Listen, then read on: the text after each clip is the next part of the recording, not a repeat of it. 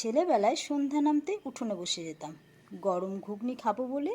মাকে দেখেছি প্রথমে মটরগুলো সারা রাত ভিজিয়ে রাখতেন, তারপর দিন সেটা সেদ্ধ করে কড়াইয়ে তেল দিয়ে তার মধ্যে দিতেন টমেটো কুচি, লঙ্কা বাটা, হলুদ গুঁড়ো আর লবণ, আর কিচ্ছু না, বাস। তারপর হাতে দিয়ে দিতেন আগে থেকে সেদ্ধ করা মটরগুলোকে, ভালো করে নাড়াচাড়া করতেন। আর আগেই আলুগুলোকে সেদ্ধ করে রেখে দিতেন আর কুচিয়ে রেখে দিতেন, সেই আলুগুলোকেও দিয়ে দিতেন আর বেশ খানিকক্ষণ নাড়াচাড়া করতেন। একটু কষিয়ে এলে জল দিয়ে দিতেন। জলটা শুকিয়ে গেলে আগে থেকে ভেজে রাখা জিরের গুঁড়ো মিশিয়ে দিতেন। কিছুক্ষণ নাড়াচাড়া করে তারপর নামিয়ে দিতেন।